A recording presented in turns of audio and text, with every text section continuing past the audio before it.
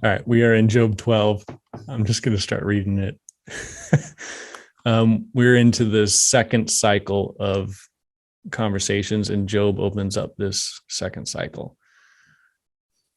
Chapter 12. Then Job answered and said, "No doubt you are the people, and wisdom will die with you. But I have understanding as well as you. I'm not inferior to you. Who does not know such things as these?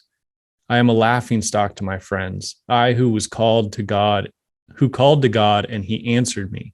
A just and blameless man am a laughingstock. In the thought of one who is at ease, there is contempt for misfortune. It is ready for those whose feet slip. The tents of robbers are at peace, and those who provoke God are secure, who bring their God in their hand.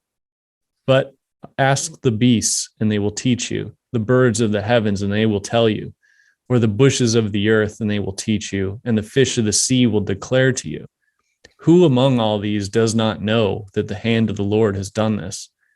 In his hand is the life of everything, and the breath of all mankind. Does not the ear test words as the palate tastes food? Wisdom is with the aged, and understanding and length of days. With God are wisdom and might. He has counsel and understanding. If he tears down, none can rebuild. If he shuts a man in, none can open. If he withholds the waters, they dry up. If he sends them out, they overwhelm the land. With him are strength and sound wisdom. The deceived and the deceiver are his. He leads counselors away stripped, and judges he makes fools. He loosens the bonds of kings and binds the waistcloth on their hips. He leads priests away stripped and overthrows the mighty. He deprives of speech those who are trusted, and he takes away the discernment of the elders. He pours contempt on princes and loosens the belt of the strong. He uncovers the deeps out of darkness and brings deep darkness to light. He makes nations great and destroys them. He enlarges nations and leads them away. He takes away understanding from the chiefs of the people of the earth and makes them wander in a trackless waste. They grope in the dark without light, and he makes them stagger like a drunken man. Chapter 13. Behold, my eye has seen all this. My ear has heard and understand it. What you know, I also know. I am not inferior to you. But I would speak to the Almighty, and I desire to argue my case with God. As for you, you whitewash with lies. Worthless physicians are you all. Oh, that you would keep silent, and it would be your wisdom. Hear now my argument, and listen to the pleadings of my lips. Will you speak falsely for God and speak deceitfully for him? Will you show partiality towards him? Will you plead the case for God? Will it be well with you when he searches you out, or can you deceive him as one deceives a man? He will surely rebuke you if in secret you show partiality. Will not his majesty terrify you and the dread of him fall upon you? Your maxims are proverbs of ashes. Your defenses are defenses of clay. Let me have silence and I will speak, and let come on me what may. Why should I take my flesh in my teeth and put my life in my hand? Though he slay me, I will hope in him. Yet I will argue my ways to his face. This will be my salvation, that the godless shall not come before him. Keep listening to my words, and let my declaration be in your ears. Behold, I have prepared my case. I know that I shall be in the right. Who is there that will contend with me? For then I would be silent and die. Only grant me two things, then I will not hide myself from your face. Withdraw your hand from me, and let not dread of you terrify me. Then call, and I will answer, or let me speak, and you reply to me. How many are my iniquities and my sins? Make me know my transgression and my sin. Why do you hide your face and count me as your enemy? Will you frighten a driven leaf and pursue dry chaff? For you write bitter things against me, and you make me inherit the iniquities of my youth. You put my feet in the stocks, and you watch all my paths. You set a limit for the soles of my feet. Man wastes away like a rotten thing. like a garment that is moth-eaten. Chapter 14. Man who is born of a woman is few of days and full of trouble. He comes out like a flower and withers. He flees like a shadow and continues not. And do you open your eyes on such a one and bring me into judgment with you? Who can bring a clean thing out of an unclean? There is not one. Since his days are determined and the number of his months is with you, and you have appointed his limits, he cannot pass. Look away from him and leave him alone, that he may enjoy like a hired hand his day. For there is hope for a tree, if it was cut down, that it could sprout again, and that its shoots will not cease, though its roots grow old in the earth and its stump die in the soil. Yet at the scent of water it will bud and will put out branches like a young plant. But a man dies and is laid low. Man breathes his last, and where is he? As waters fail from a lake and a river wastes away and dries up, so a man lies down and rises not again. Till the heavens are no more, he will not awake or be roused out of his sleep. Oh, that you would hide me in Sheol, that you would conceal me until your wrath be past, that you would appoint me a set time and remember me. If a man dies, shall he live again? All the days of my service I would wait till my renewal should come. You would call and I would answer you. You would long for the work of your hands, for then you would number my steps. You would not keep watch over my sin. My transgressions would be sealed up in a bag, and you would cover over my iniquity. But the mountain falls and crumbles away, and the rock is removed from its place. The waters wear away the stones, the torrents wash away the soil of the earth, so you destroy the hope of man. You prevail forever against him, and he passes.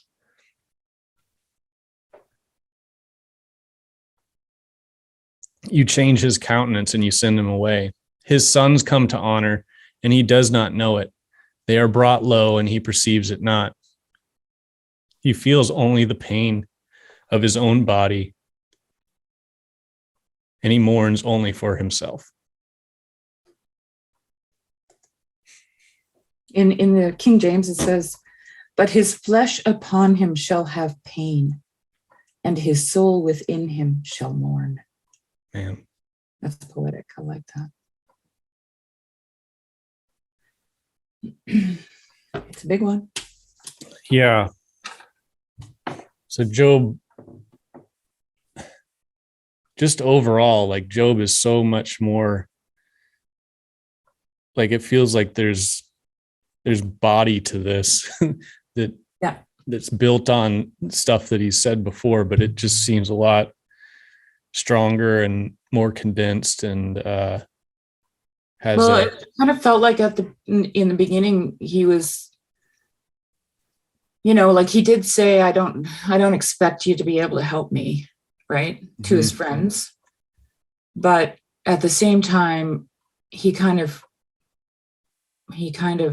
implored them to try to do that, right? Like, help. I want you to try to see this from my perspective. Yep. And of course, then they responded, and he was like, yeah, blah, blah, blah, right? Yeah. That's basically what he says here. Yeah, he starts off with probably one of the best one-liners. No doubt you are the people, and wisdom will die with you. Right. Right. But what's interesting about that is there's a line, I can't remember where it is now, where he says that, oh, that you would altogether hold your peace, and it should be your wisdom. Yeah. Right? Like, and of course it reminded me of something that I read in this book where it says here, where'd it go now? Oh, where did it go?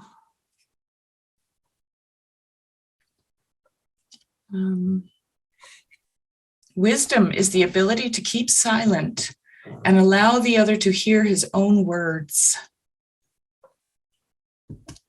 Mm-hmm. Right? And this is kind of what Job is doing. He's like speaking from the bitterness of his soul, right? Like he's just like, this is what I'm doing. I'm speaking, right? And so even Job intuits, that if they would have held their peace, it would have been wisdom on their part. Right. To just let him talk, let him work it out, like the first time I was hospitalized, when I was going through all my difficulties with brain injury and depression and anxiety and all that stuff. Mm-hmm. A friend came to visit me. And the funny thing was, she wasn't a close friend. She was a work colleague. I mean, we had a great relationship at work, but that was it. Right. And she came, and she literally just would sit there and I would talk, and, she'd just listen. And I thought, man, what a talent, because I never got the sense that she was like bored by listening to me, that she had to listen to me, that she should be going now, that she was distracted. Her attention was fully right. And I was just, because there was so much bitterness and pain that it had to come out. And that was the best gift that anyone could have given me at that point in my life. Right. Was just to listen. She didn't offer me any advice, She just listened. I don't even remember her saying much, And sometimes she'd be there for like 2.5, 3 hours. Wow. None of my friends visited me. None of them.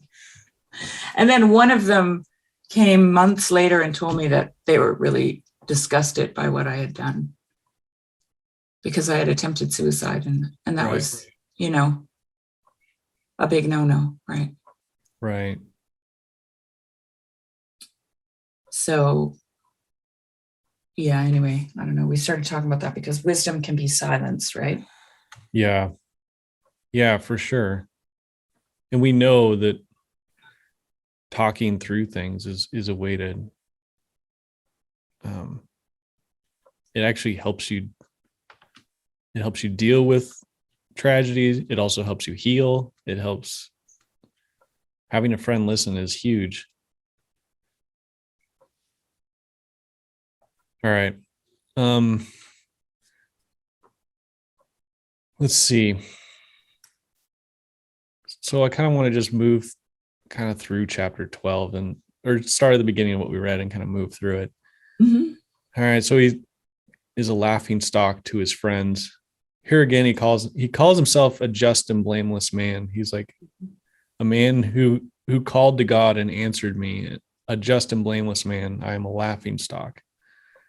And so, to me, that just really points out how blind people are, because he says, I called out to God and God answered me, and you're laughing at me.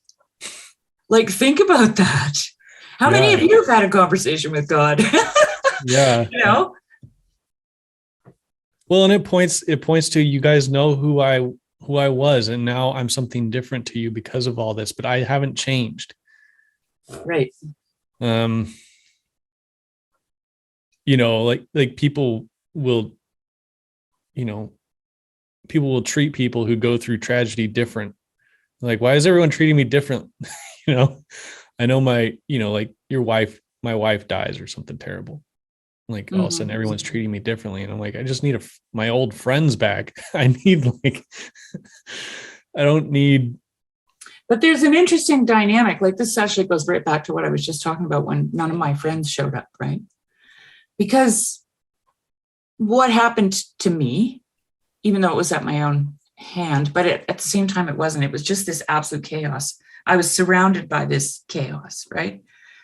And they were looking at it and they were thinking, if they get too close to it, what's it going to do to them? Right? Yep. And so it's actually not an unusual reaction from people. It's not unusual at all. It's probably the typical. it's different with bereavement. Like if someone dies and then, you feel awkward, like, what do you say? You can't say all the regular stuff like, hi, how are you? Right. The usual small talk. Yeah. And, but when someone is going through that kind of chaos, it's like the one friend who was angry with me, right? Who scolded me because it brought pain into her life, right? And she didn't want that. And so she rebuked me for it, right? And this is kind of what people do. They get caught up in the pain that they're suffering as a result of what's happening to you, even though it has nothing to do with them, Yep. And it's not necessarily compassion. Like, I don't want to mix it up with that. It's not a kind of compassion. It's actually a form of protection. Yep. Right. That's kind of the same thing. What he says when he's like, the thought of one who is at ease has contempt for misfortune. That's right. That's exactly what he's saying there. That is exactly what he's saying. Mine is that weird one. The slipping guy with the lamp.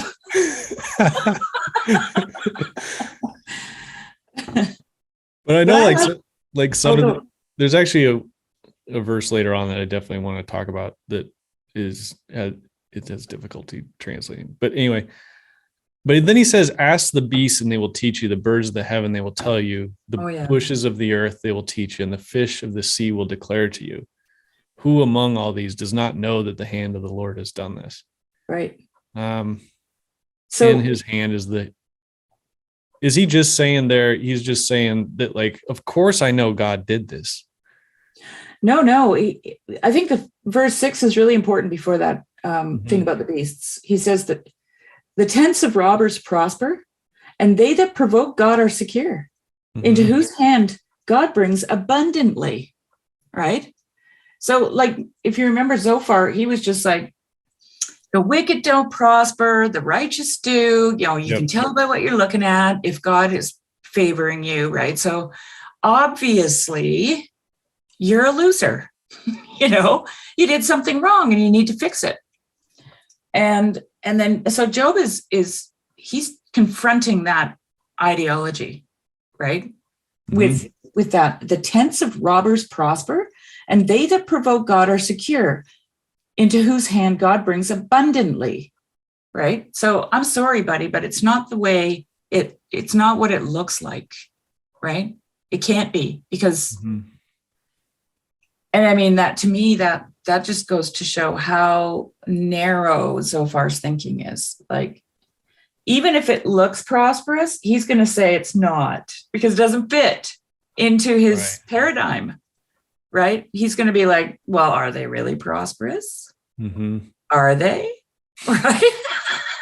And then you're like, I don't know what you're getting at, Well, that's what G.K. Chesterton said in that essay that I read. That I have a little video up.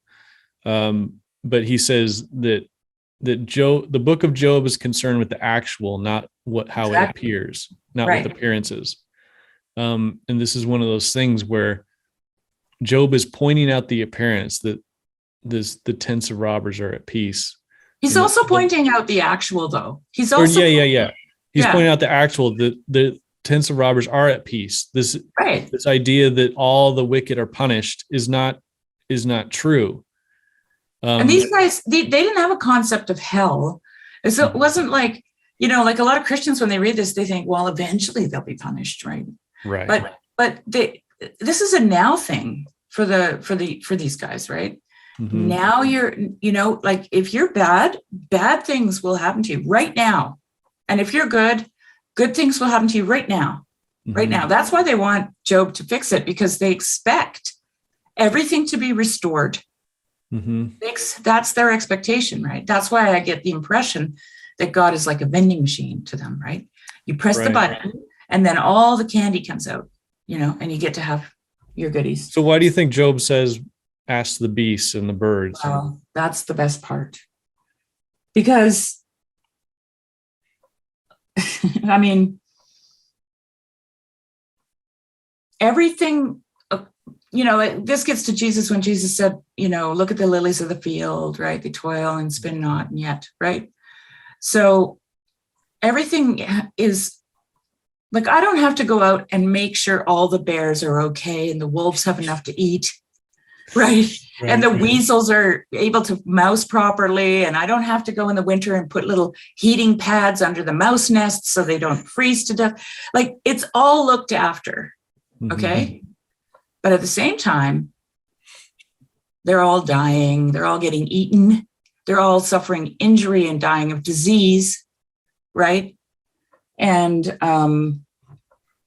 so evil things are happening to them. Bad things are happening to them.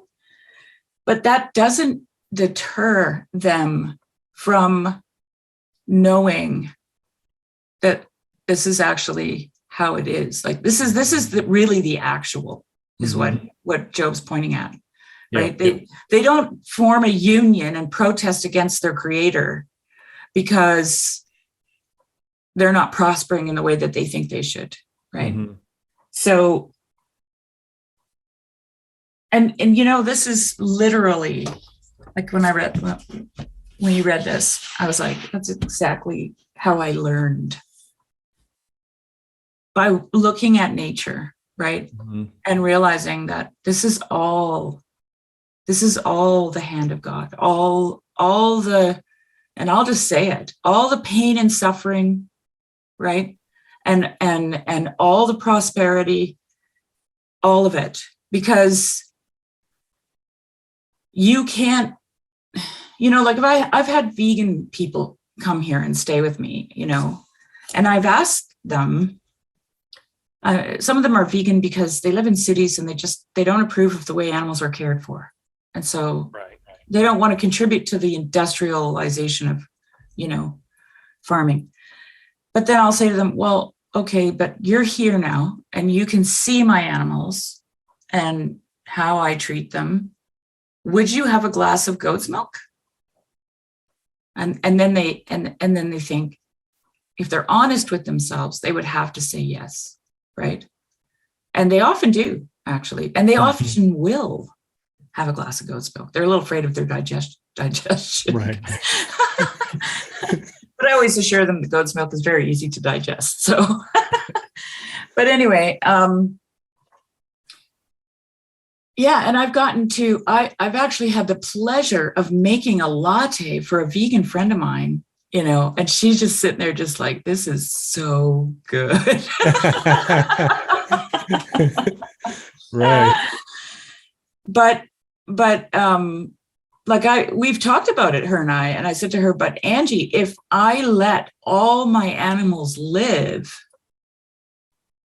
then everything would die. We would all die. They would die. I would die. And all the other animals out there would die because there would just be doing, they'd completely destroy the landscape. So, and I think that's what Job's talking about. There's this balance happening, right? And it involves living and dying, which is, involves pain and suffering. So that's a lot. And I guess to connect it up above, it even involves the wicked possibly prospering. Sure. So, well, I mean, that is that the, not breaking the jaws of the lions. Is that? But we're getting ahead. So. Yeah, that's we're like 5 weeks away from that. All right.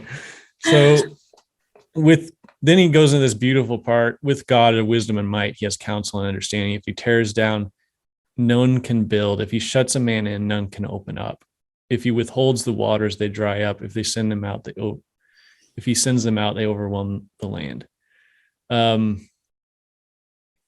So he's, the interesting thing about this is, like, I guess we got to kind of jump ahead, like comparing that with how God talks at the end. God talks about everything in terms of creation. It's being born. It's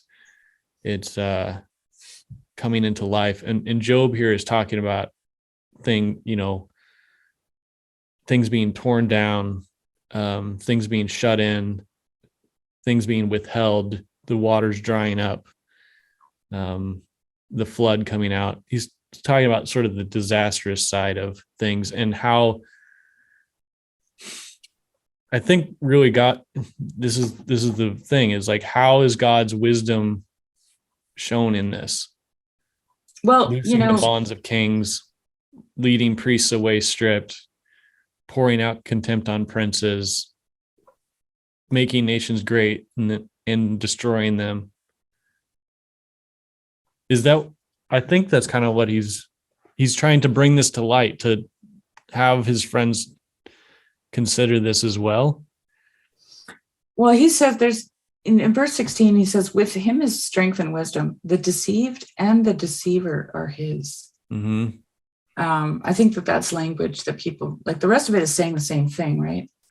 Like, if he withholds the waters because you think that that's a good idea, then everything dries up.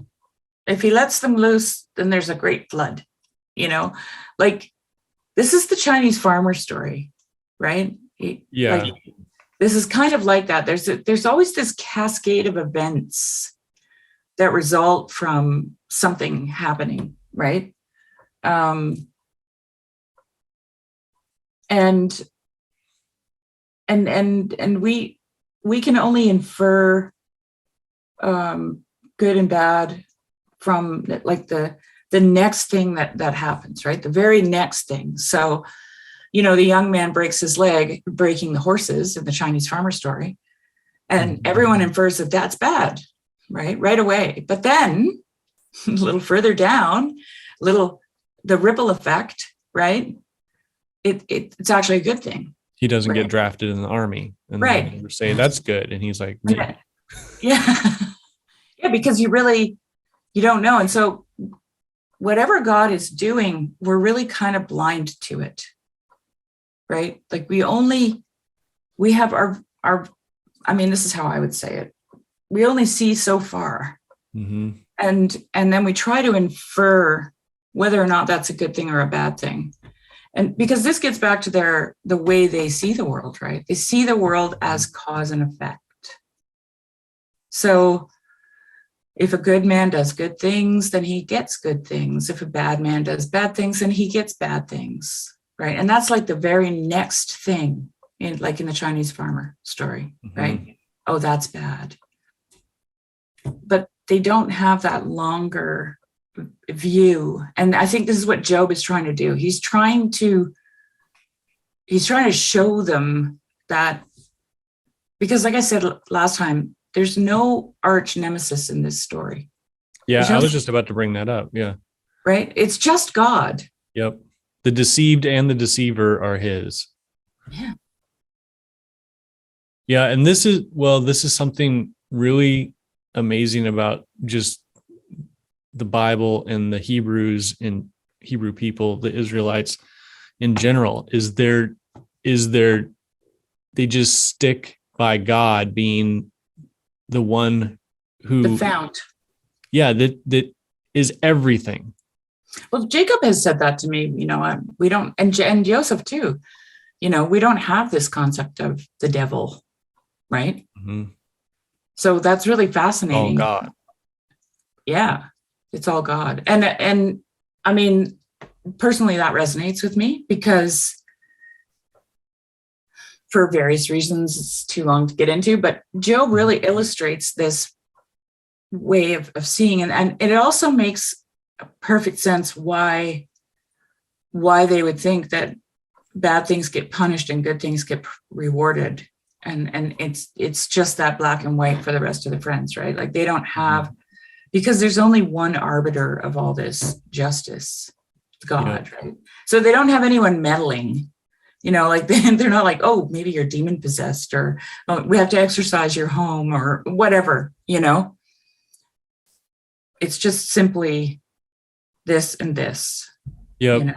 And he says at the beginning of chapter 13, he says, behold, my eye has seen this. My ear has heard and understood it. What you know, I also know. I am not inferior to you. Yeah. So he's like, I know everything you're talking about. This gets back to a point we made previously, which is like, I know what you're saying. not ignorant of it. And in the part before that, when he's talking about God loosening and depriving and tearing down, like he's trying to shove that in his friends' faces in a sense, to be like, look at this too. Because this is where I think Chesterton calls Job perplexed. So Job is holding on to the idea that God is the source of all things. Yeah. Which is interesting, because Job is not that bought into their narrative, if you think about it. Like if he's already made these observations, like now it's coming from the depths, right? Like he might have, kind of superficially, if you knew Job before all of this happened, it would look like you and him were on par with each other. You both thought the same things. Somewhere in the back of Job's mind, he didn't see things like this. He didn't see things the same way, because his arguments are pretty well thought out, right? Yeah. And so, and you know how I mentioned how Eliphaz had that dream, and the spirit just basically told Eliphaz what he already believed, that there is no righteousness in man, right? So it's like confirmed it for him. Well, when Job says here, ask the beasts and they shall teach you, the fowl of the air and they shall tell you, or speak to the earth and it shall teach you, and the fishes of the sea shall declare unto thee, right? That's what God's speech is. Right. Yeah. Right? This is that. Like, yep. Yeah. And it's almost like he can taste like, or sense a little bit of what God's revelation is. And it like trickles into his speech every now and then, like this. Well, it's kind of like what happened to me today, right? Where I had all these intuitions, and you call intuition a feeling, right? I had all these feelings about certain concepts and everything, but then it got so connected with stuff that is salient to me right now, and then it just took on a whole new body, not meaning, because the meaning is still intact for me, right? But suddenly it's like I've heard of you, but now I can see you. Oh, right. It's like that. Yeah. So it added to like building up the body of what it started to take already we call it taking shape, right? Oh, it's taking shape now. I can almost, it's almost there. Yeah. Mm-hmm. So then he says, but I would speak to the Almighty and I desire to argue my case with God. I think this is the first time when he says it this clearly, where he's like, he's, the first cycle could be, he is really concentrated on trying to let's say he, like you said, he's trying to get his friends to see what he's seen. And now he's almost like, I already see what you see. I'm going to just take this to God because, just in his next sentence, he says, as for you, you whitewash with lies, you worthless physicians are you all. This is very, it reminds me of Jesus rebuking the Pharisees, that you would keep silent and it would be your wisdom. Hear now my argument, listen to the pleadings of my lips. Here again, he's like, listen to my argument. You're not taking account in what actually is. Well, he says it right next. He's like, will you speak falsely for God and will you speak deceitfully for him? He's like, you're lying. in your desire to retain the correct theology, you're lying for God and you think that's good and it's not. And he says later, he's like, surely he will surely rebuke you if you show partiality, even to God. this is how,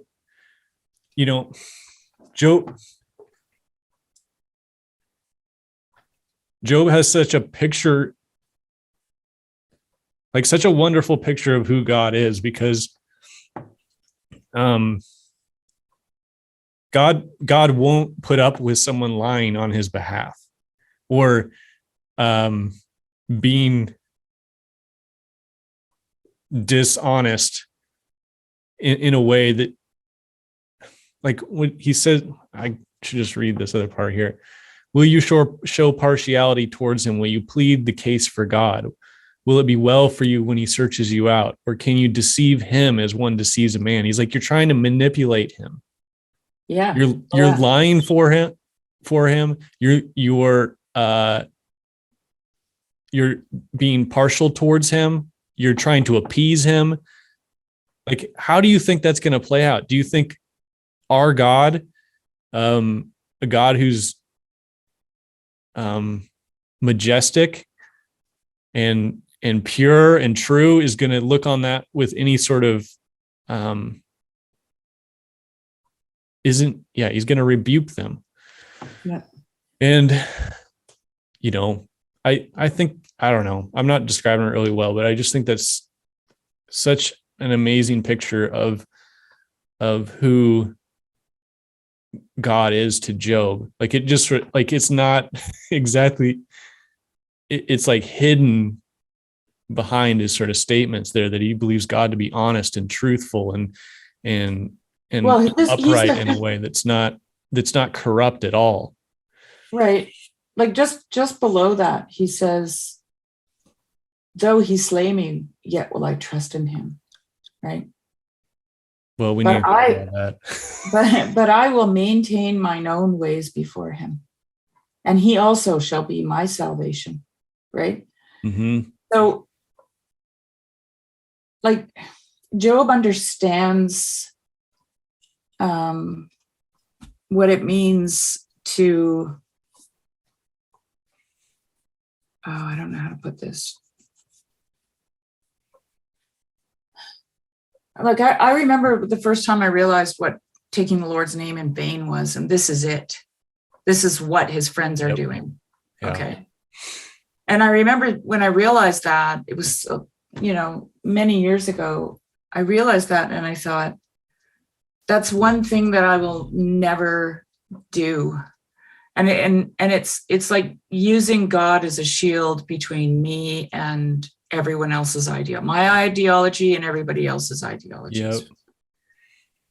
That has to go away. And like we talked about the fear that they had coming between them and God. Remember in the last one? Mm-hmm. There's a verse in there that I think Job, one of them says it. I think Job does. And that's kind of what is the impulse for this, right, is fear. And the fear is for themselves, right, for their own demise, right? So then they construct this story and they insert God's name wherever the blank is in their story, whoever they think they can control, which is God at this point in time.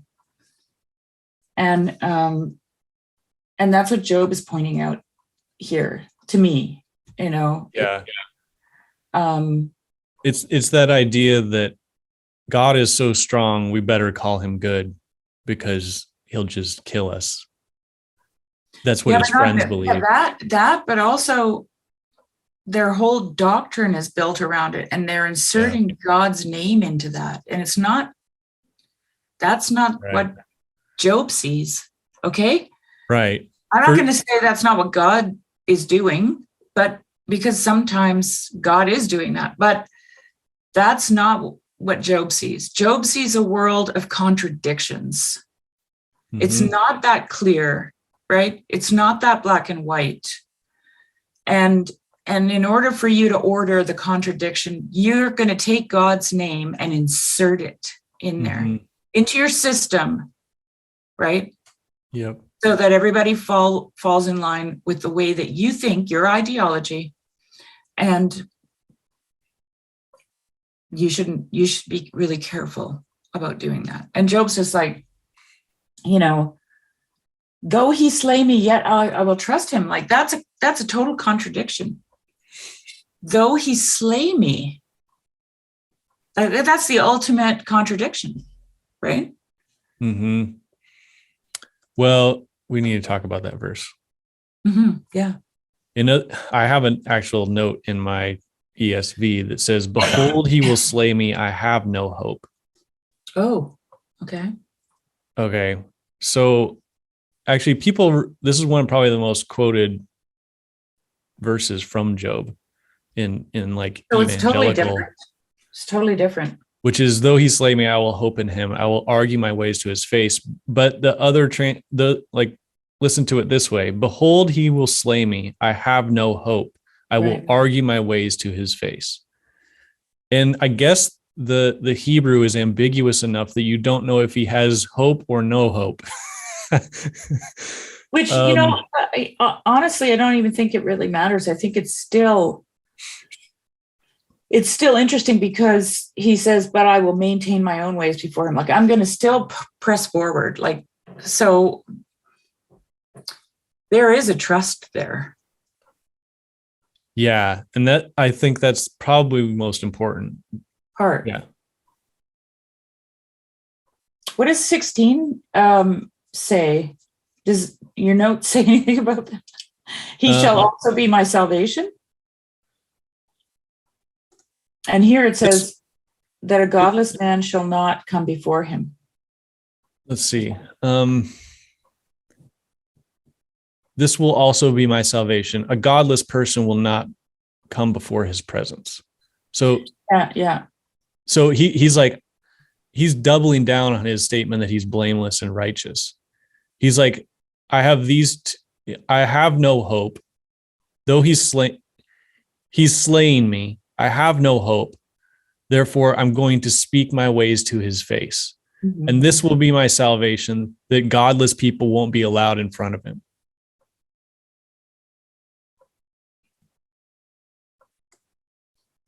Mm-hmm. So he's like, he's almost sort of saying that I'll be able to have my audience with God. I'll be able to say what I want to say to him. If he shows up, that'll tell you all that I'm not godless. Once this conversation happens, just remember that no hypocrite, like it says here, no hypocrite shall come before him. Right. Yep. So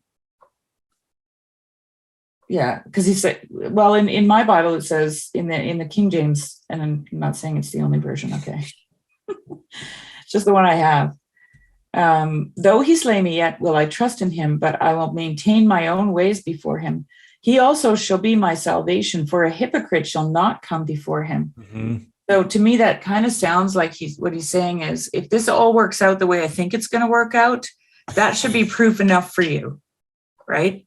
That if I get this audience with God, which I'm asking for, which I'm demanding,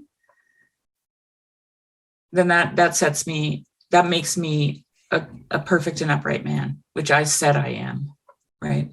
Yeah, and maybe he's even saying that somehow he knows that he will see God. Like he does get, he's intuiting this, right? He knows that this is going to happen. And even in his perplexity and his confusion, because he's saying to his friends, he's like, look at the wicked, how they prosper. But he's also just holding up this amazingly pure view of God, of how the godless aren't going to come before him. He'll be able to hear me because I'm pure in heart. And then he doesn't respect the people that are trying to appease him and lie to his face. He's going to listen to me, the one that's speaking honestly and out of the bitterness of my heart. Yeah, I don't know if. See, I think what he knows, what Job has already, so like everything's gone. Mhm. His health is gone. Like he's stripped down to nothing, right? He's got all these covered in sores, and God is what? God is the watcher. God is hunting him. So what is it that God's looking at? What is God looking at? Because I don't look too good right now, right? It's that pressure. So, well, I think he starts to realize what God is looking at, and what God is looking at is his integrity. Right? Yeah, and he says that's going to be my salvation. Right. That is why he's still alive. Right. And that is why he can be so confident and courageous all throughout. Right. Because we were saying he's intuiting that he's going to get this audience with God.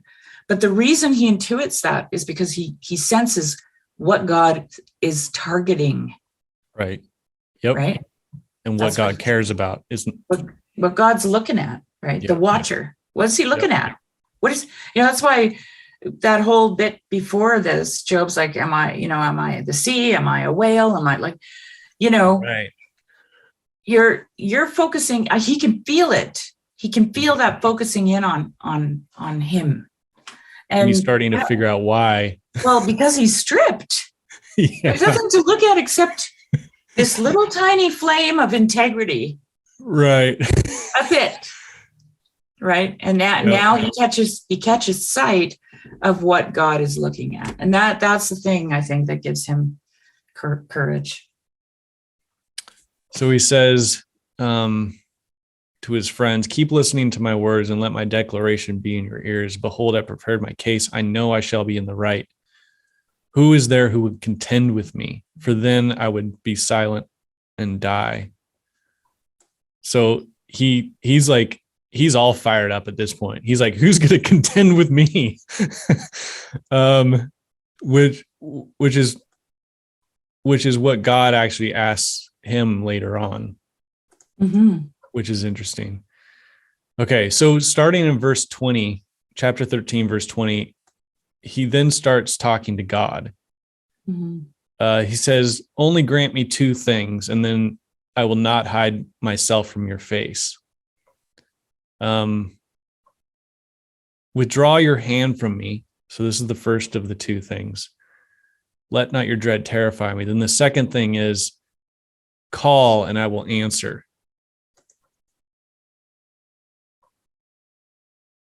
So his first thing is like, withdraw your hand, like end the pressure, stop the pain and the suffering. And then call out to me and I'll answer. And then he says, after this, he's like, or let me speak and then you can reply. He's like, I don't care how it works. Yeah. Whether you call, I answer, or I call, you answer, just release the pressure. And then let's talk, I guess. Yeah. Let's talk. Let's resonate. Right. That's what he wants. And then he goes off into how many are my iniquities and my sins. Make me known my transgression and my sin. So this is an interesting thing. He's like, just moments ago, he's like, I am blameless and upright. He's like, but he's like, let me know what I did. If I sin, let me know. What is my transgression? And so he's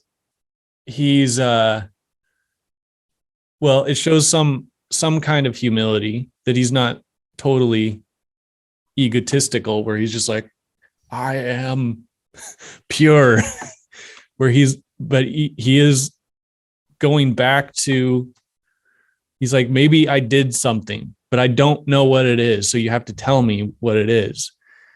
Well, and this is right after he says, let me speak and you reply to me. How many are my iniquities and my sins? Make my transgression. So he's saying, okay, let me know if I did anything wrong. I don't think I did. And why do you hide your face from me and count me as your enemy? So this is all Job's confusion. He's like, what are my sins?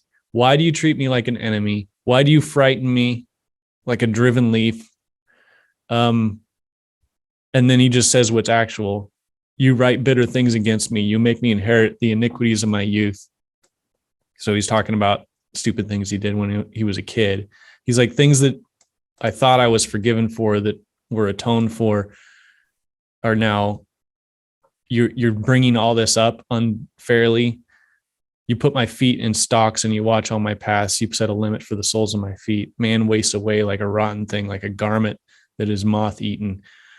And man, we're back just down into the earth, lamenting from just a few. Well, he's like you said, though, he's talking about what is, right? Yeah. But He's just not the afraid. heights of what he was saying, like in verse 18 and 19, where he says, who is there that will contend with me? I know that I shall be in the right. And then a few verses later, he's like, man wastes away like a rotten thing, like a garment that is moth eaten. So he's. But those are all things like that. That's total honesty. He's totally honest about all that stuff, Oh, right? yeah. Like, yeah, I know. I'm not saying that he's not, but you can see this. Yeah. But This I'm not movement sure. that's happening in him. Yeah. Okay. Yeah. Okay. Into chapter 14.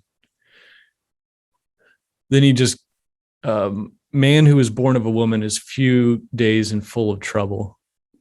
This really gets into some of the stuff that's common with some Psalms, but especially Ecclesiastes. I just wanted to tell you what's in the I've got some kind of a reference Bible here, and in the where it shows references in that verse, you make me to possess the iniquities of my youth. It says, children wicked. There's a reference to Mark 10:14. I'm just like, I'm not looking that up. Yeah, I'm curious. What's Mark 10:14? Oh, don't look it up. Okay, I won't. No, you can. Let us know in the comments.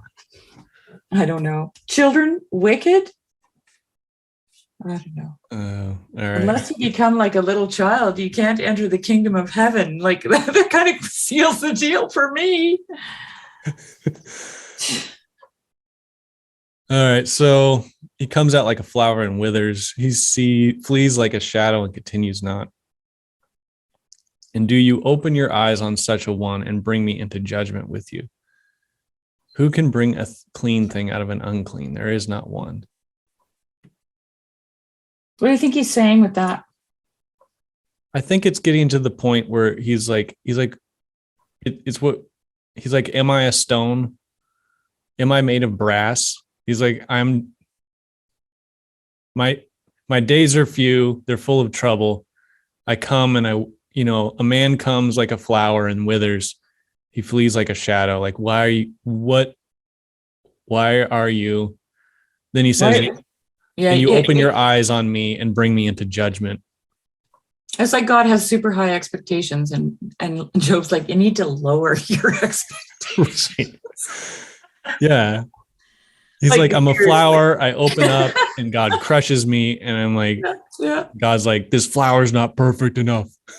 Who can bring a clean thing out of an unclean thing? Like this is just not going to happen for you. Right. Yeah. What Psalm is it? Psalm where David says, my mother conceived me in transgressions. And I was conceived in transgression. I was born, it's like, what hope do I have?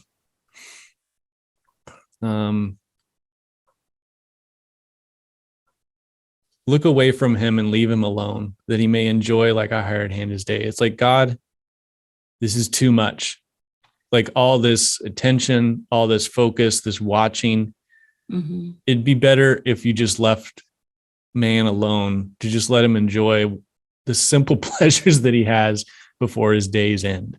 And then he gets into that tree metaphor, which is interesting because this is something else that's sort of sprouting out of his unconscious, out of his spirit, as this pressure's being forced on him. He's like, what's all this pressure about? What is all this? why do you make this big deal? Why don't you just let man alone instead of looking down on him and bringing judgment on him and having all these things happen to him? And then he brings in this this metaphor which about the tree that had been cut down. But if water comes, it has the possibility to sprout again.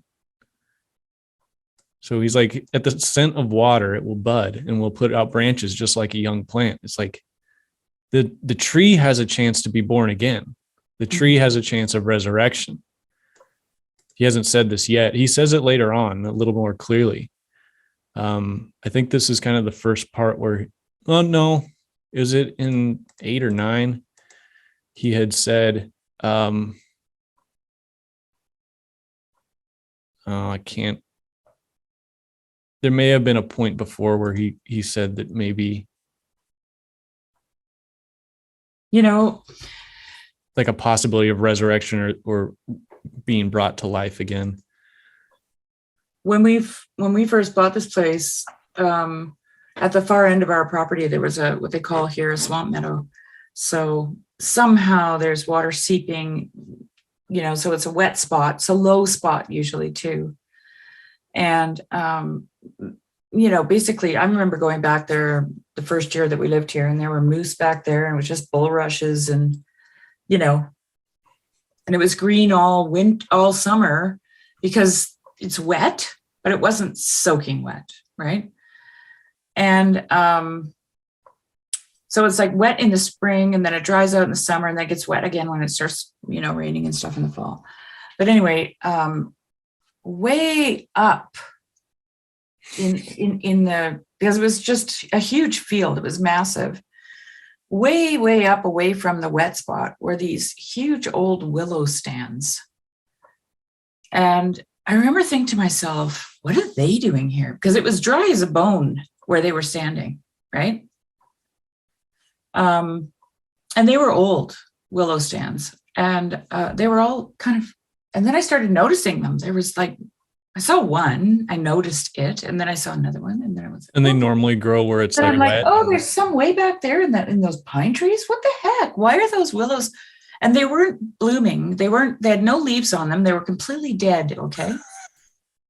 But they had been there for a long time.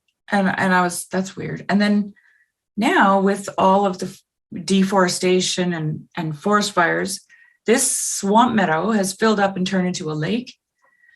And all of a sudden, it was right where those willows were, and they started blooming. They started putting out leaves. Oh, wow. It was crazy, Jess. Right? And then because it's so full of water, it actually flowed over top of them. So they're underwater now. But then it went to the next group who were further back. Right? And now these old willow stands are all full of leaves.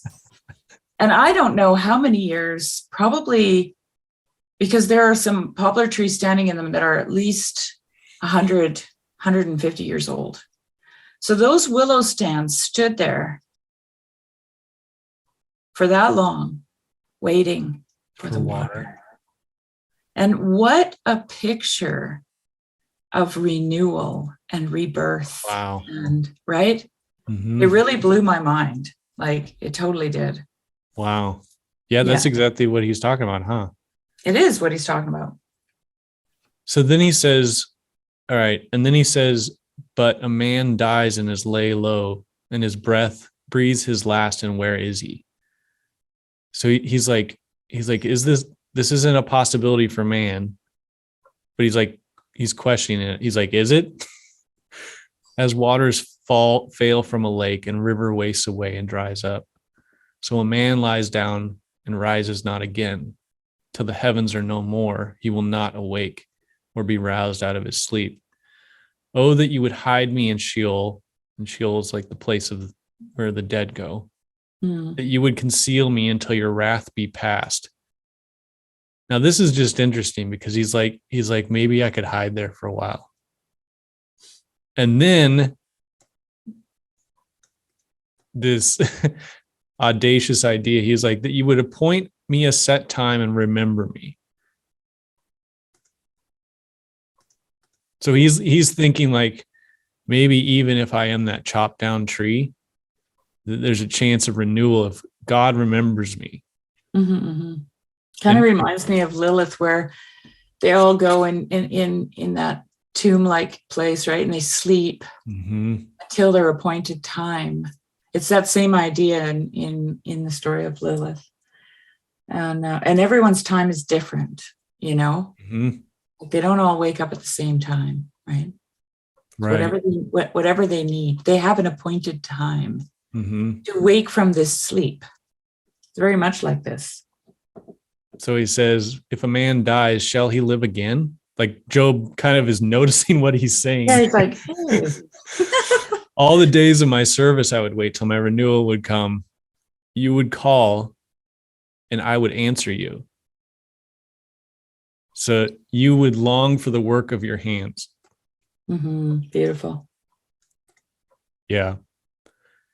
For then you would number my steps. You would not keep watch over my sin. My transgression would be sealed up in bag, and you would cover over my iniquity. Yeah, it's so interesting here because Job, he's thinking out loud, right? And so as he's talking, he's going, wait a minute. Right? Like I want him, but he wants me just as badly. Right? Yeah, or it's even like that song, like, I want you to want me. He wants God to want him. Remember. Yeah, but I think he actually realizes it, don't you think? Like, no, I think so, but there's also a way you could look at it that he's also, he wants God to want him. He still is. Yeah, but you have to remember, he said, even though he tries to kill me, right? He still has trust in him.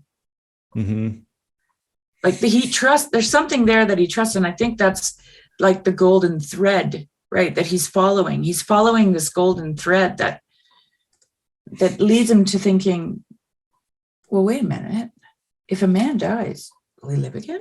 You know, like if you're so focused in on me and I'm so valuable, right? Like I kind of understand that in the sense that when I had that thing with the little golden orbs, you know,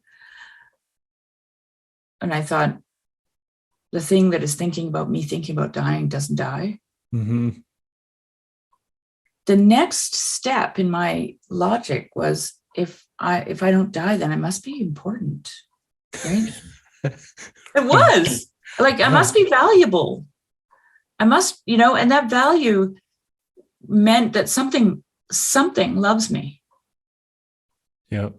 Right. Enough to never let me die. Right. That wants to be with me. Right. Yeah, Job is sensing that, I think. He is sensing that. Yeah. But then listen what he says in 18. But the mountain falls and crumbles away. The rock is removed from its place. The water wear away the stone. The torrents wash away the soil of the earth. Yeah, that's temporality, right? Like that. Well, and then he says, so you destroy the hope of man. Right. So he says, this is my hope, but it's being destroyed as we speak. You prevail forever against him and he passes. You change his countenance and send him away. Yeah. His sons come to honor. So this is like his children prosper and he doesn't know it. They're killed. They're brought low. So like his children die. He doesn't know. He feels only the pain of his own body and mourns for himself. Yeah. So this is like, again, we have one of those movements from sort of this, and I think you're right. He's talking about the actual, and but these shining moments kind of show up, and then he gets like, it's like a wave comes back and because comes back down on him. Those are glimpses into beyond space and time, right? And then all of a sudden reality comes crashing, literally comes crashing. Right.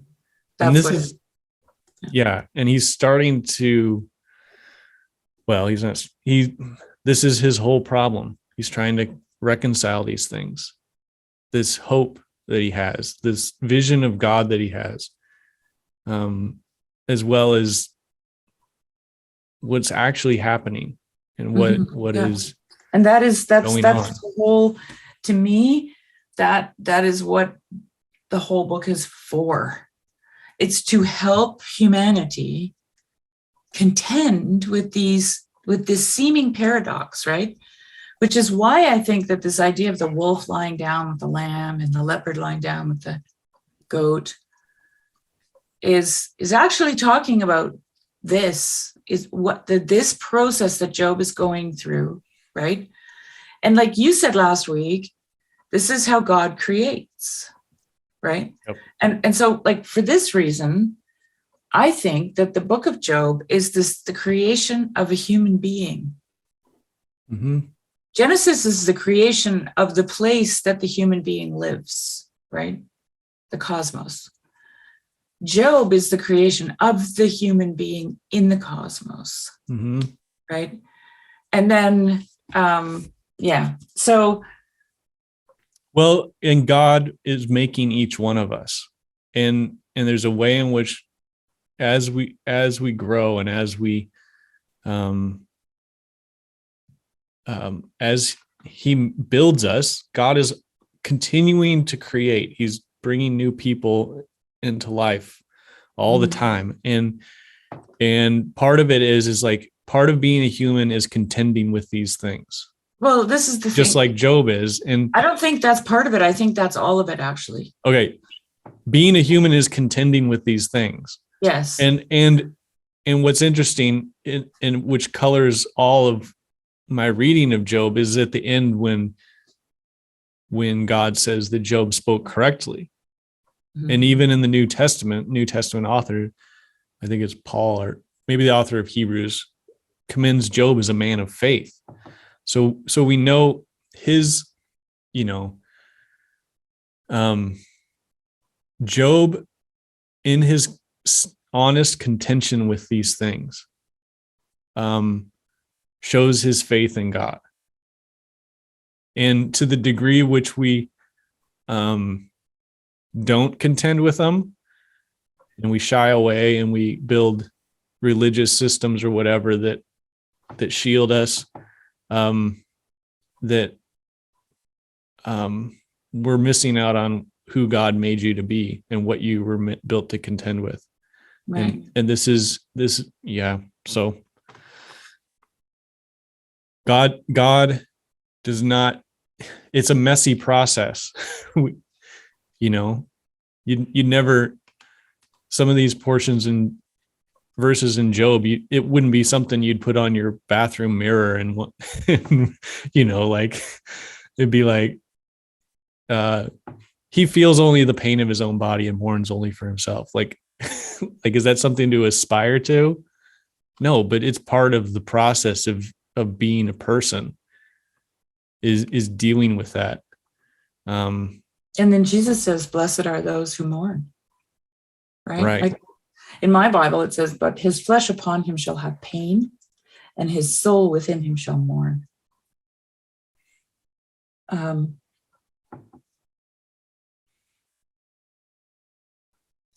Yeah, it's really interesting. I just did a catechism class, and we're going through the sacraments in the Orthodox Church, and the one we did last time was the funeral. And in the Orthodox Church, they want the funeral to be as open. So if an Orthodox Christian dies, they have a vigil the night before on the Friday with a casket with a body in it, and it's open. You know why it's open? So you can kiss them, because that's what they do. And then Sunday morning is the funeral liturgy, right? Casket is there. It's open. Why? Because they're with you, because they're not dead, right? And then the kissing continues, But it's like, I think it was in here. He said in that book that I was reading, he talked about, let me see if I can find it really quick, because it was really, really, really great what he said here. This avoidance behavior of trying to avoid death and pain and suffering, and attributing it to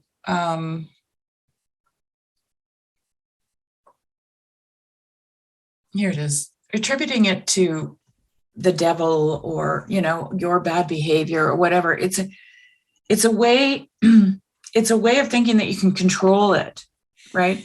That you don't have to let it into your life. You don't need to embrace it, right?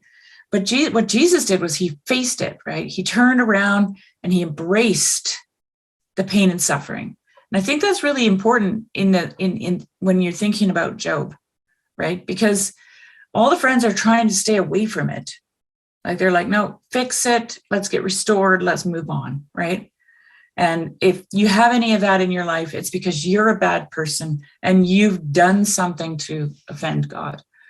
And yet Jesus moves right into the heart of it, right?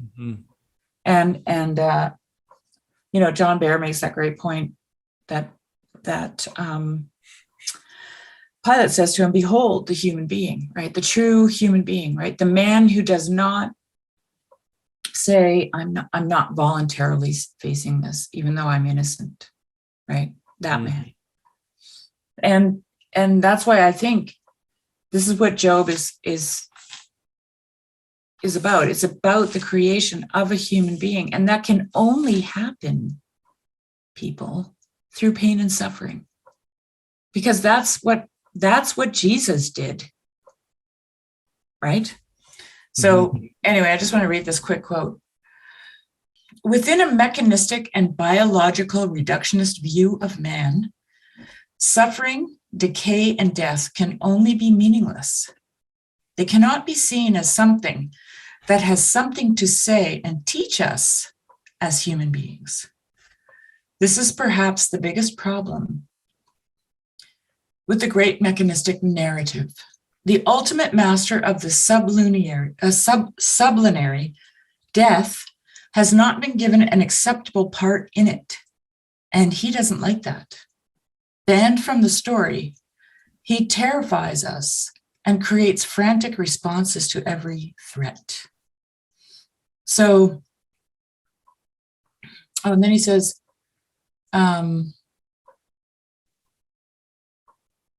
so the art of integral speaking and engendering contact with the other, the connection with the other and the world, the resonance with the wider whole, removes the narrow constraints of the ego.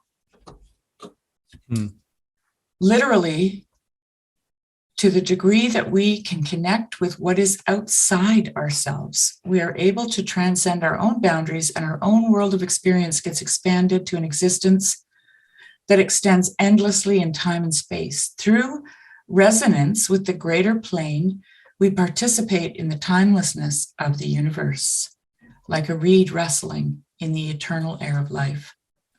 So, like the very first one, a mechanistic biological reductionist view of man, suffering, decay, and death can only be meaningless. Right? And that's kind of how Job's friends feel about it. They're like, this is stupid. Right. Just make it right. Right. Let's get back to this more meaningful kind of life that we want to live together here. But it is an avoidance behavior. Like it seems to be somehow baked in, right? Like remember we talked about the cause and effect thing. Like if you stick your hand in the fire, you'll get burnt. So what? Never stick your hand in the fire. Well, what does the hand in the fire represent? Pain and suffering, right? So how does that translate then? Well, it means never experience pain and suffering, right? Don't. That's not a good thing.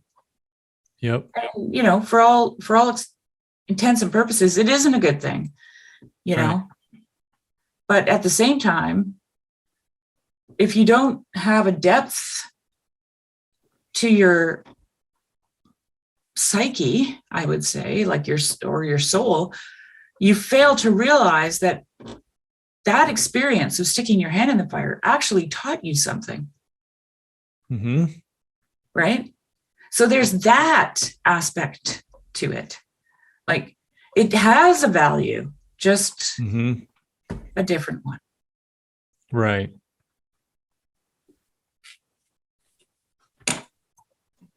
Should we move on to chapter 15?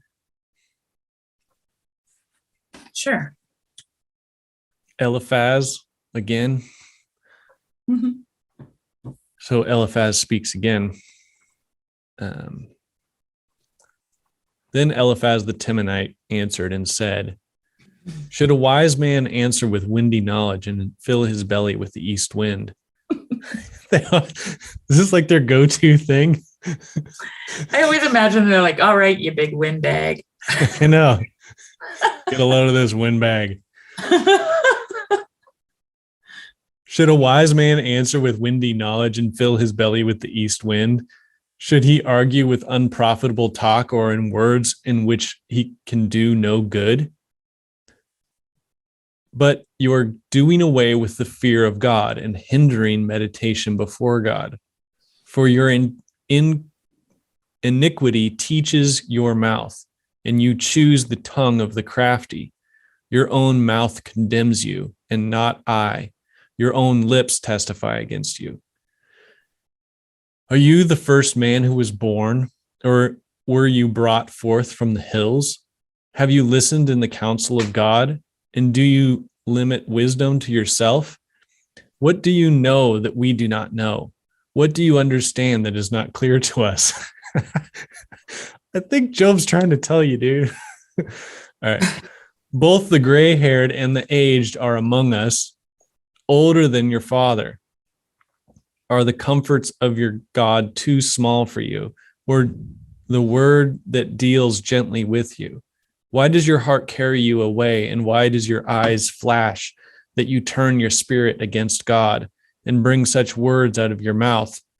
What is man that he can be pure, or he who is born of woman that he can be righteous?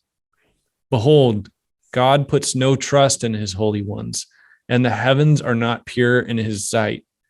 How much less one who is abominable and corrupt, a man who drinks injustice like water? I will show you, hear me, and what I have seen I will declare. What wise men have told without hiding it from their fathers, to whom alone the land was given and no stranger passed among them.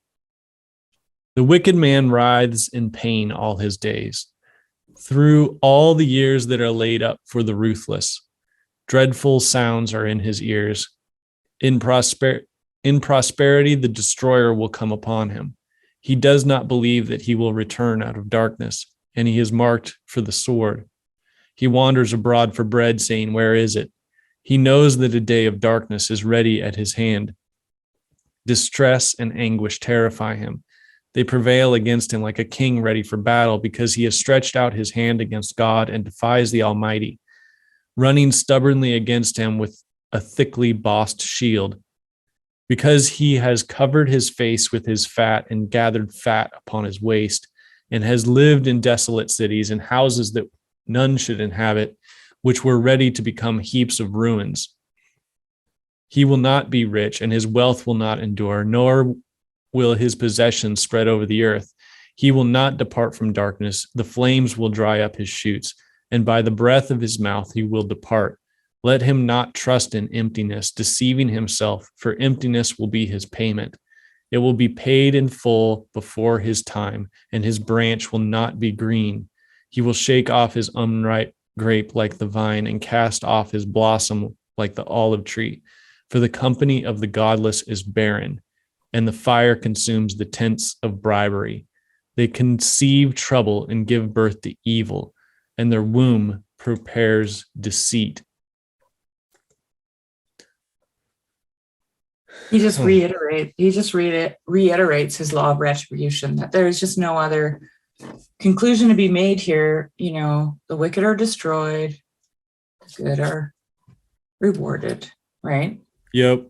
He reiterates a bunch of stuff. The wicked man travails with pain all his days. It's like, really? Right. That's a pretty big statement. Well, you can see a shift in his tone with Job from the first one. Mm-hmm. You know, his first time he spoke, which was in chapter 4, he's like, let me have a word with you. Let me Yeah, tell you about this dream that I had. Let me tell you, if I were you, I would seek God and he'll restore you. And now he's a lot harsher. And he seems really concerned with all of Job's possessions that he lost. He doesn't talk about his children. He's like, where is it? Gathering fat upon him, living in desolate cities. He will not be rich. His wealth will not endure. His possessions spread over the earth. He's really concerned about sort of the wealth and the way it looks. Do you think the way it looks? Is he like, this doesn't look good? This is not a good look for you. Well, I think he thinks that all the wealth and stuff belongs to the one who's righteous. I see. Okay. So he's like saying that he's like really concerned. He's like the wicked have this happen to them. Their wealth is destroyed and their possessions are spread out.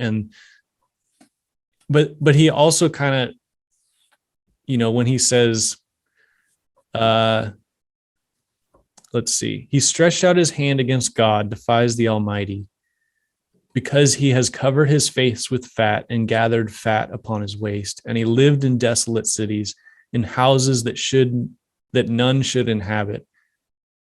So it's almost like he's saying, like, you've gotten fat. You were too decadent. Yeah, you're too decadent. You're living in places that were, well, even I think the desolate cities and stuff, I think it's kind of like you didn't build the city. You just went and took it over or dwelled in it. The house is, what is it? The house that none should inhabit, which was ready to become a heap of ruins. I guess it's like the way you shouldn't have lived. Wow, it's poetic as well as it's like, because it's like your house is like your family tradition or your family, the way you live and the way he's like, that was marked for destruction and you shouldn't have lived in there. Like you should have, I don't know, maybe I get the sense in that, like, the Eliphaz isn't just saying you did something wrong. He's like making some sort of larger accusation to him. He's like, there's something really off about how you were doing things, Job, about how you were, you were running things, about how you lived, how your family was arranged, and how you went about your business. So he's starting to accuse him. Well, he says it further down, for the congregation of the hypocrites shall be desolate, and fire will consume the tents of bribery. They conceive mischief and bring forth vanity, and their belly prepares deceit. So he's basically saying, this is what I think you're really like. You're really one of them. And that's why this has exposed you. This is spoken. This is the truth about you, Job. Yeah. What I find interesting is, and I don't know I don't know how I'm going to phrase this, so I'm going to kind of do this gently, but in the very beginning, when he talks to him, he says,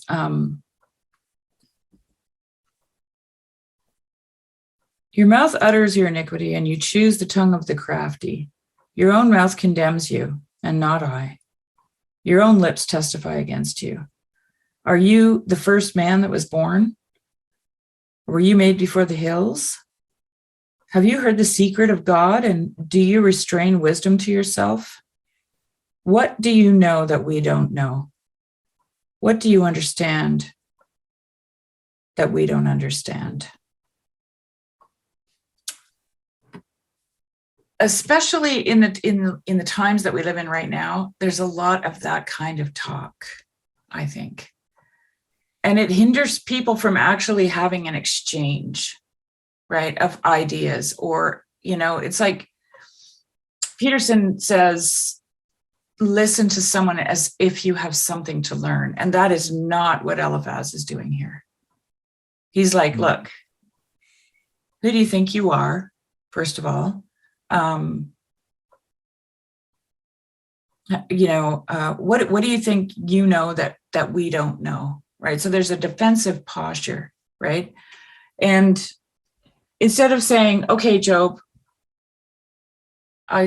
you could be on to something. Can you elaborate on that for me, right? It's just a cutting off of any kind of dialogue. There's no, and I don't know, what do you call this? Like, there's probably a word for it, but it just like, if I was Job and I heard him say that, I'd feel like maybe I made a big mistake. Maybe I'm wrong. Maybe, what do I know that they don't already know? Like it would put me in a place where I would feel like, oh, maybe I should just keep my mouth shut. What do I know? Who am I? Yep. Right. And I think it's clear that's what Eliphaz is trying to do. Right. Trying to put Job in his place. Well, and Job says, in just what we read, he says, I already know. Well, let me find what you're gonna say. Yeah, he said, what you know, I also know. I'm not inferior to you. But the thing is, this is the interesting thing. Like with Eliphaz, he's saying that, but kind of flipped over, right? He's saying that too. What you know, I already know. Job says, right? But Eliphaz is kind of flipping it in a way that it's like there's two sides to every story, right? So that's your side of the coin, and this is my side of the coin, right? Mm-hmm. I don't know if I'm like, I know I'm going to have trouble trying to say this. Well, let me try. Like, I think what he's saying here, because Eliphaz is within this sort of tradition. He's arguing from the tradition. He's going to support the tradition. It's like, here it is. This is what we believe. He even talks about it. He's like, this is from our fathers, our old men, passed this down to us. He even says, what wise men have told without hiding it from their fathers, to whom alone the land was given and no stranger passed among them. He's almost saying that, like, this is uncorrupted wisdom that we've been handed down from our fathers. No stranger passed among them, and it's been part of the land. It's like, this is our wisdom that we have. And so he's arguing from this. And Job, like, Eliphaz says everything that Job's talking about is just wind. He's like, everything you're saying is wind. He's like, what do you know that we don't know? Mm-hmm. He's like, and he's holding this up. And Job is holding this up. And he's saying, I know all this, but look at all of this. And he's speaking about everything else as well. And he's not even arguing against the tradition. He's saying, like, look at everything that's going on. And Eliphaz takes everything else that's outside of the box. Job's looking at everything outside the box too, as well as inside the box. And he's trying to reconcile everything. And this is why he's confused and perplexed and, these riding these waves. And then Eliphaz is like, he's like, everything out there, wind. This is all we have. Mm-hmm. And that's just sort of, it's just sort of dogmatic. And, when he says, what do you understand that's not clear to us? Like, Job told you, and you're not listening. Okay, so Jess, this is actually reminds me of how I felt for the last 2 years. That's what it reminds me of, right? I'm like, yeah, I know what the mainstream media is saying, or I know what the grand narrative is, mm-hmm. right? But have you looked around? Look at everything else. I'm serious. And then everyone's like, yeah, that's just conspiracy theory. It's wind. Yeah. Yep. It's wind. Right. Yep. And I'm like, nuh-uh. When I was reading through that, I was like, yeah, I know that feeling. right? It's like, Yep. what do you know that we don't know? Yeah. And they say, well, I know this. Well, no, you don't. That's just wind. Mhm. That's, you know, Yeah. He says it's unprofitable talk, words that can do no good. right. It's so much like it so reminded me of Yeah. how I've been feeling, right? And how do you talk to people like that? Like that's really seriously been an issue for me. Like, why even bother talking about it? You know, Yeah. I've had those remarks. Why even bother talk? Why do you even talk about this stuff?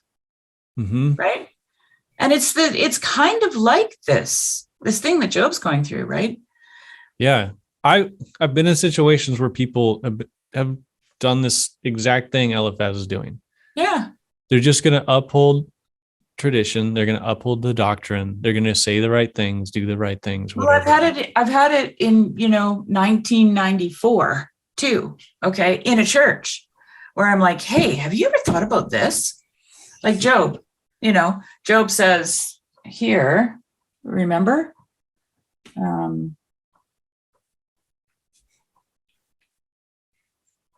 If a man die, shall he live again? Right? Hey, wait a minute. Mm-hmm. Have you ever thought of that?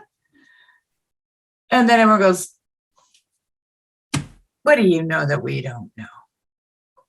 You need to shut up, you windbag, Yeah. That's basically, and I've had that happen there too, right? So my question is, or my like, I don't know, Job's going to show us what to do. Okay. Mm-hmm. That's how I feel at this point. When you see something and everybody else is just like, don't even look over there. Right. Mm-hmm. Right here, over here, Job, right within the parameters. Right. Yep. Like we're only talking about this thing in here. That's all we're talking about. Yeah. Everything out there is, yeah. Wind. Yep. And so, well, and then he's more accusational against Job. He's saying like, why does your heart carry you away? Why do your eyes flash? I know. Turn your spirit against God. You bring such words out of your mouth. I know.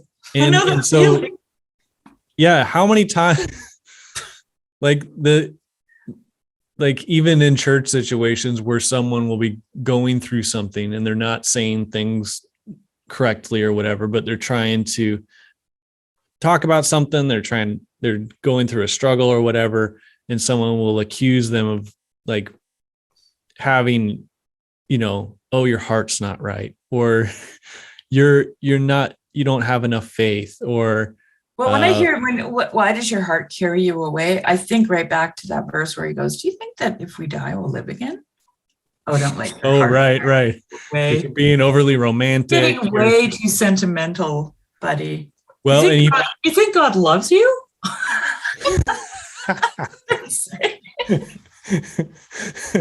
That's not possible. Don't let your heart get, Well, he picks up on Job's tree metaphor, and this is what he says. He says, the flame will dry up its shoots, and by the breath of his mouth he will depart. Let him not trust in emptiness. Let's see. It will be paid back in full before his time, and his branch will not be green. He will shake off his unripe grape like the vine, and cast off his blossom like the olive tree. For the company of the godless is barren. There's no path to forgiveness. There's no path to forgiveness. Well, and even this beautiful metaphor comes out of Job's mouth about a tree being chopped down and the possibility of a new shoot coming up. Yeah. And Eliphaz goes, there is no hope. The tree, the roots are barren. The roots dry up. The tree is barren. The fruit falls off. It's all done. Yeah. Yeah. He's brutal. He's absolutely brutal. Yeah. It's like, well, you were on the wrong side of it. So you're going to get burnt up in the sun. In other words, right? And nothing, Yeah, this is why this reminds me of the idea of like the no path to forgiveness.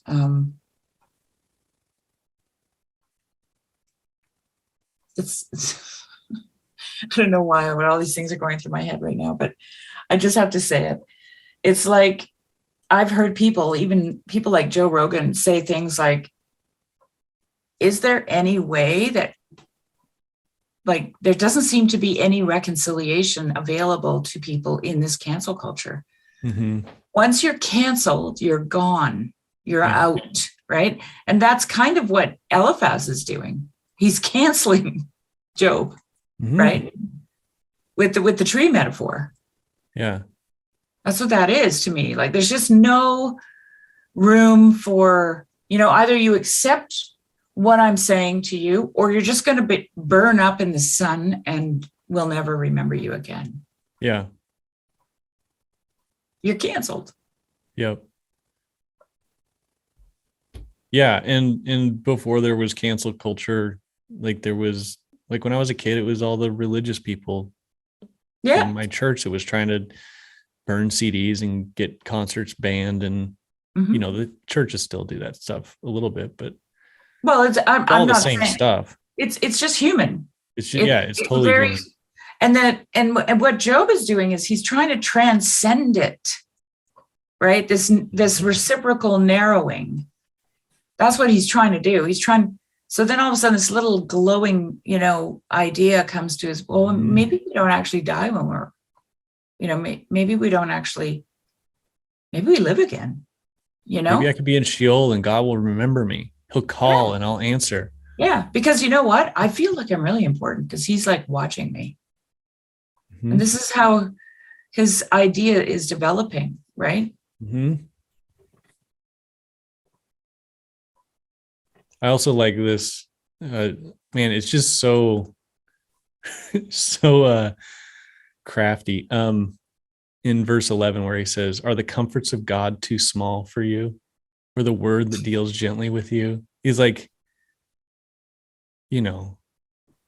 he's like offering him the tradition, which Job is saying, like, it's not what I'm talking about. I'm talking about this tension between the tradition and God and this terrible thing that's happened and my own innocence. And all this is in tension. And I'm trying to wrestle through this, and it's building all this pressure on me, and I'm trying to work it out. And I have these ideas, and one, maybe God will remember me after I've been in Sheol. And Eliphaz is like, are the comforts of God too small for you? like you have to have like this wild imagination. You have to use all these lofty words and being so dramatic, and like God just wants you, it's interesting because he never tells him to seek God again. He told him to seek God in his first. Eliphaz said, Job, you need to seek God. And this one, he doesn't encourage him to do that again. So you're like, Eliphaz, do you think that's the answer, really? Or because you just said it once and then you're just gonna. Well, that was his only chance. Yeah. Chance. Yeah. And now Job you had your chance to seek God, and now the comforts of God are too small for you, Job. Just this shame and guilt. Yeah, it's really well, for one thing, it's condescending. It's very, very arrogant. Oh, yeah. Which is exactly how Satan views man. And it's a fake way of expressing compassion. Like, yeah, it's really, really terrible, actually. And then I don't know, just thinking about being buffeted about, as the King James says, by that kind of mockery. Like, I'm thinking about Christ here. Oh, yeah. When I'm hearing this, and it's not I think the danger of reading this right now is that we think that we would that we would understand Job. But I don't think we would. I think we might even feel a lot like his friends, right? Yep. Because Job's just breaking all the frames. He's right? breaking all the rules. Yeah, and then he's thinking outside of the box, right?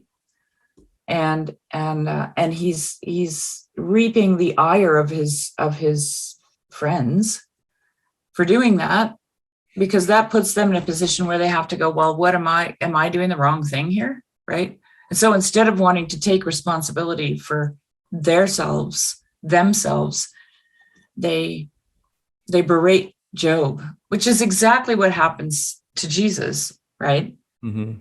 When he starts breaking all the frames, which is what he does, he goes, he hangs out with the prostitutes and the lepers, and he harvests on the Sabbath, and all those little things, right?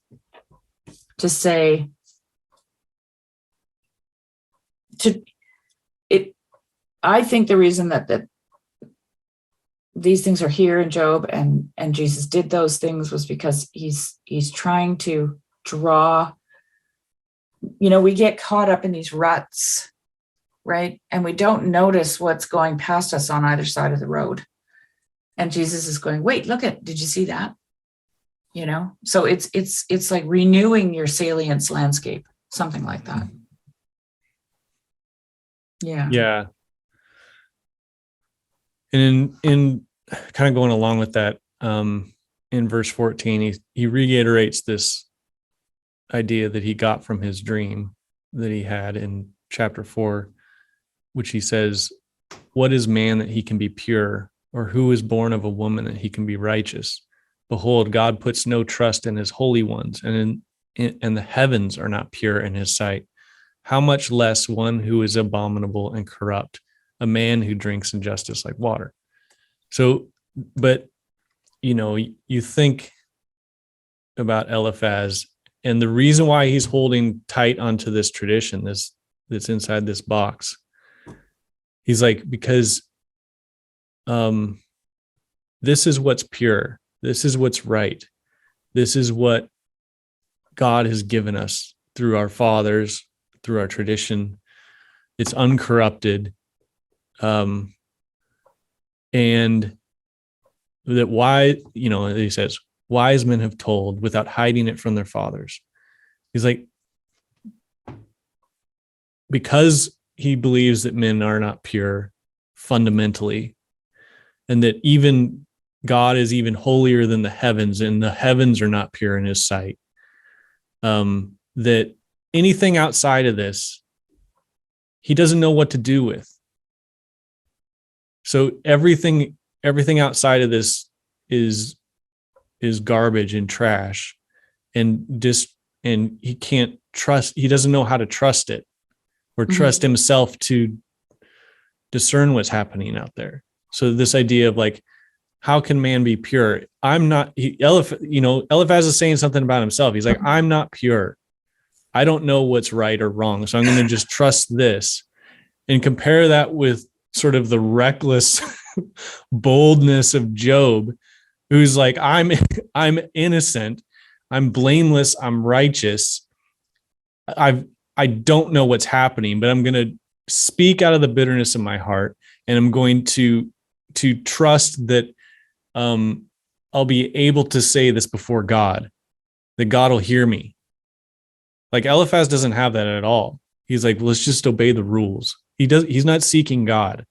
Eliphaz isn't radically pursuing God like Job is. And he criticizes Job for being messy and not I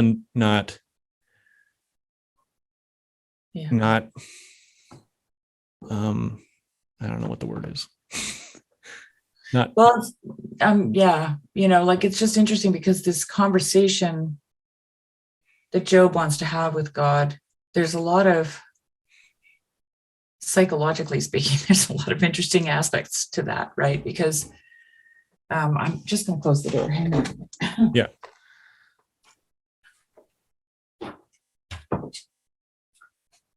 So there's there's this idea of mirror neurons, right? So when you have a real conversation with somebody, you have a reaction time, and I mean like in face-to-face in real life conversation, you pick up on, like, if you were to do an experiment, you would see that people are making little tiny motor movements mimicking the person who's talking. Mm-hmm. And I mean, we might know someone who actually moves their lips, Right. and aren't aware of it, right? Or makes the face or whatever. Mm-hmm. Well, that is a result of these mirror neurons, right? So, and there is an actual connection made, like a intangible but very felt connection between the people who are having the real conversation. And there's a reaction time to things that are said that is like faster than reaction times in traffic. People can finish each other's sentences. They can, all kinds of things when they're in a real conversation. Mm-hmm. And when they're in like a conversation like this, the body's actually constantly trying to connect with these mirror neurons. And so there's this, they've noticed because of the COVID crisis and lockdowns, that people in Zoom meetings suffer exhaustion, especially if they're doing it all day long, because they are what they call present in the absence of the other. Right. And so their bodies are constantly trying to, it's like your camera's constantly focusing. Their body is constantly trying to connect. Yeah. Right. To the other person. Now, why am I saying this? Just totally lost my train of thought. Well, because Job and Eliphaz aren't connecting on that level. No, I was gonna. Oh shoot! Now I was talking about Eliphaz. Just before that, I was talking about trying to. Talking. Eliphaz doesn't want to have a conversation with God. Job wants to have a conversation with God. Job wants a face-to-face. Okay. Then there's the whole other thing about resonance and the voice and speech, right? And what that does physically to the body of the other person. Because it has an effect. Resonance has an effect. We all know that. Like, you can, it doesn't do anything, but a wine glass, right? Right. Oh, ting. Yeah. Has resonance. Yeah. It's a real thing. You can't see it, you can't hold it, but it's a thing, right? And the instrument of resonance that we are given is our voice.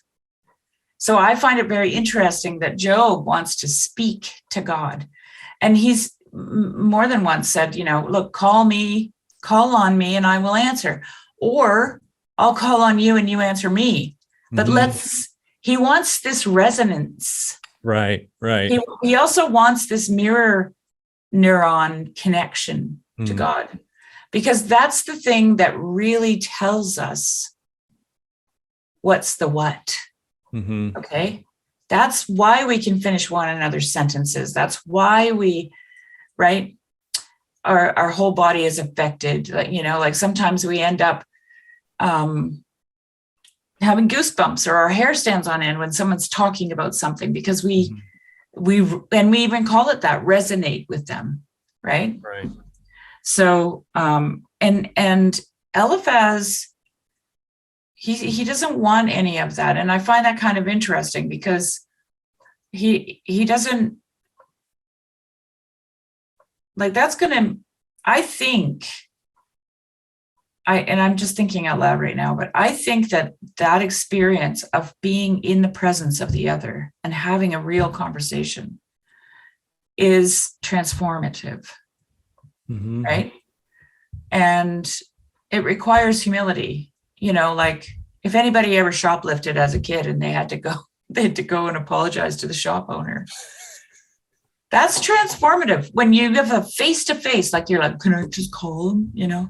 Can I write him a letter? Nobody wants to do the face-to-face, right? And that's kind of the feeling I have from Eliphaz. Like he's like, nah, not that, right? Yep. So I just want to say, Yeah, because I think he's fundamentally afraid of God. Like his dream even scared him. true. And so he's like this, and he's trying to, he's taken back by sort of Job's boldness and recklessness, and what appears to be reckless to him. Why would you do that, Job? Why will you say these things? He's like, the words which will do no good. And then after he says, basically, Job, what you're talking about is doing no good, then the little hope he had about the shoot coming from the tree, he just is like, no, the roots dry up. Yeah. The fruit falls off, the blossoms, they're dead, Job. He just he goes quickly from